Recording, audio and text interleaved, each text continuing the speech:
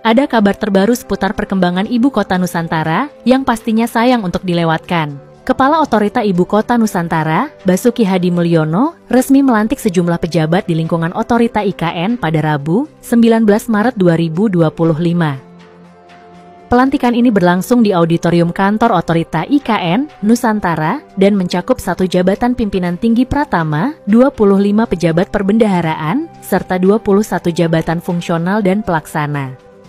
Pejabat pimpinan tinggi pratama yang dilantik kali ini adalah Nur Zamroni, yang dipercaya sebagai Kepala Biro Sumber Daya Manusia dan Hubungan Masyarakat. Tugasnya tidak main-main, memastikan kelancaran pengelolaan SDM dan hubungan masyarakat dalam mendukung pembangunan IKN. Dalam sambutannya, Basuki Hadi Mulyono menegaskan pentingnya peran para pejabat yang baru dilantik. Saya sangat berharap agar para pejabat yang baru dilantik dapat mengemban amanat ini dengan penuh tanggung jawab dan komitmen tinggi. Kita semua memiliki peran penting dalam pembangunan Ibu Kota Nusantara, tidak hanya dari sisi infrastruktur, tetapi juga dalam pengelolaan sumber daya manusia dan hubungan yang baik dengan masyarakat, ujar Basuki. Pelantikan ini menjadi langkah strategis untuk memperkuat struktur organisasi Otorita IKN agar bisa bekerja lebih efektif dalam mempersiapkan Nusantara sebagai ibu kota modern dan berkelanjutan.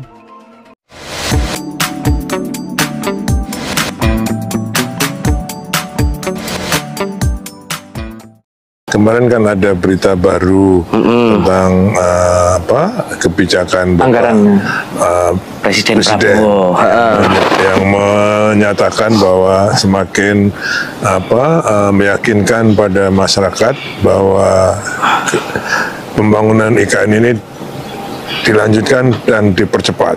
Ya. Karena beliau mempunyai target tahun 2028 menjadi ibu kota politik. Oke. Sampai ngerti nggak? Ngerti, Pak. Ngerti nggak? Artinya ibu kota politik itu apa? Iya. Saya kurang. Trias politikanya gedung-gedungnya udah ada semua. Oke, jadi sampai pintar juga. Iya, udah dibocorin. Jadi kalau ibu kota politik itu eksekutif, yudikatif, dan legislatif sudah berfungsi, sehingga sebagai pemerintahan sudah bisa dilakukan di IKN. Harapannya dan keyakinannya dengan pemerintahan sudah mulai dilaksanakan di IKN, semua kegiatan akan dengan sendirinya akan otomatis ke sini. Iya, itu harapannya. Berarti 2028 nggak cuma sekali-sekali pas seremonial datang, tapi udah tiap hari. Sudah di sini. DPR rapatnya tiap hari. Sudah di sini. Bahkan beliau juga waktu dulu mempunyai cita-cita pelantikan presiden tahun 2009 sudah di sini. Di sini. Itu ya disampaikan juga ke Pak Bas, PR besarnya dulu. Itu, waktu dulu ya. Tapi yang kemarin 2028 Ibu kota politik. Jadi saya sekarang ditugasi menyiapkan, membangun dan menyiapkan legislatif dan yudikatif, bukan hanya kantornya saja, tapi juga huniannya bagi para anggota dewan itu DPR. Itu kan kemarin salah satu komitmennya akhirnya menunjukkan penambahan jumlah anggaran 48,8 triliun itu. Itu untuk APBN saja. Itu APBN aja. Padahal kan penganggaran pembiayaan dari IKN ini tidak hanya APBN, tapi juga ada KPBU. Jadi kalau kerjasama pemerintah dan badan usaha untuk membangun jalan, untuk membangun hunian 107 tower yang sekarang loh ya. Ini akan bertambah terus. Jadi kalau yang kemarin saya laporkan ada 60 triliun untuk dari KPBU. Dia justru lebih besar dari APBN ya? Oh ya harus kan. Karena jangan sampai mengganggu postur APBN yang terlalu banyak kan gitu ya. Memang harus kita arahnya ke sana. Yang swasta murni sampai bulan ini ada 6,5 triliun. Bulan ini yang mau di groundbreaking. Hotel, perkantoran, restoran itu nanti akan yang siap untuk dilaksanakan pada kuartal 1 ini. Artinya itu tuh menjawab keraguan sebenarnya, Fred. Orang-orang kadang lanjut nggak nih gitu Pak. Iya, membawa berita ini bukan hanya untuk masyarakat tapi juga para investor. Makanya kami juga sudah mengundang beberapa investor yang sudah groundbreaking yang lalu untuk segera bangun. Ada 6 bank yang sudah mau bangun kuartal 1 ini. BTN, BRI, Mandiri, Kaltara, BCA, satunya lagi Ya, ada 6 lah ya, Pak. Ada 6 itu ya. Pak, tapi kalau dibandingkan 2022 sampai 2024 kan Pak Bas juga bilang 89 T itu anggarannya. Ya. Itu APBN toh? Iya. APBN. Karena itu kan dulu belum ada apa-apa. Nah, ini Dari sekarang 48 triliun untuk 5 tahun emang karena progresnya Bukan tinggal 5 tahun. master sama ngaci aja. Bukan 5 tahun, tapi untuk yudikatif dan eksekutif. Oh. Itu 48,8 triliun. Makanya pada tahun ini DIPA otorita yang aslinya sudah ada 6,3. Ini kami minta tambahan 8,1 triliun. Kemudian harus mulai 2025 ini untuk mulai pembangunan itu. Hanya untuk itu. Trias politika tadi itu. Trias politika itu ngejar jadi ibu kota politik itu. Nah, oke ya Pak, tadi berarti kita udah bahas IKN dulu.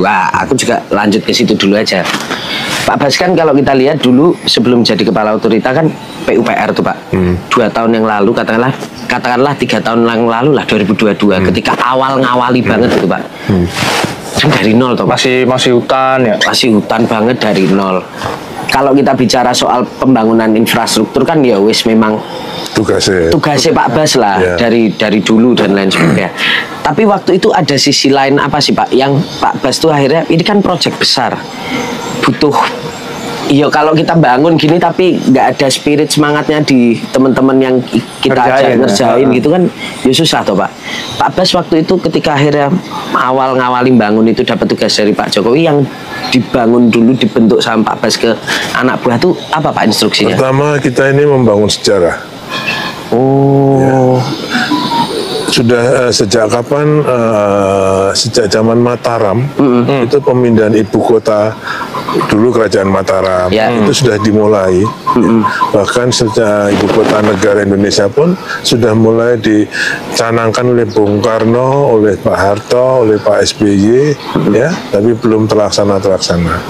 Jadi dengan keputusan pemerintah Pak Jokowi waktu itu memindahkan, ini kita tidak semua orang mempunyai kesempatan untuk ikut membangun sejarah ibu kota. Ya, apa yang tadi sampaikan benar bahwa kami tidak ada satupun orang yang di PUPR ini mempunyai pengalaman membangun kota. Kalau membangun infrastruktur semua Bina Marga membangun jalan, SDA membangun bendungan irigasi, Cipta Karya membangun gedung-gedung, itu sudah oke. Tapi membangun kota belum punya pengalaman even, termasuk saya. Apa yang kami lakukan, kami bersepakat dengan teman-teman di PUPR waktu itu, hanya dengan niat baik kami akan membangun ibu kota. Dimulai dengan sayembara itu. Tapi modalnya cuma niat baik. Jadi justru itu yang awalnya tapi waktu itu tantangan paling beratnya apa Pak? Ya kalau bangun kan biasa, ya kan. Tantangan yang paling beratnya kita mikirkan logistiknya gimana nih. Makanya kita membangun dermaga logistik di Pulau Balang itu, ya kan. Kemudian kemampuan penyedia jasa seberapa, kita juga hitung, oke. Kemudian setelah kemudian kita lihat perencanaan. Jadi SDM SDM ahli itu juga kita hitung, konsultannya, ya kan, kontraktornya kita lihat semua, kita kumpulin. Kita ajak mereka, ini kita akan bangun sejarah, mari kita bangun. Jangan ada yang main-main, ya. Dengan tagline-nya kita bangun kualitas, estetika dan keberlanjutan lingkungan. Kualitas, estetika, keberlanjutan lingkungan. Bapak kalau bangun misalnya jembatan di luar, bangun bendungan, itu pasti ada bedeng-bedeng. Bapak di sini lihat nggak ada. Karena ada HPK, ya, hunian pekerja konstruksi, dan mereka dibawa dengan bis ke tempat-tempat kerja. Jadi saya kira dengan cara kerja yang baru di dunia konstruksi. Kalau di dunia oil and gas itu biasa. Ya. Tapi di dunia konstruksi saya kira kita memang mati betul tidak boleh ada bedeng-bedeng. Bahkan sekarang ini dengan tugas yang diberikan dengan tanggung jawab diberikan oleh otorita, saya sudah ambil alih kawasan di WKN ini untuk pembangunan konstruksinya. Walaupun dikerjakan oleh Kementerian PU sekarang, tapi kebersihan, ketertiban, ketertiban dan keamanan saya ambil alih. Saya bikin tim per klaster, dia harus kerja sesuai dengan supaya bersih, tidak jorok.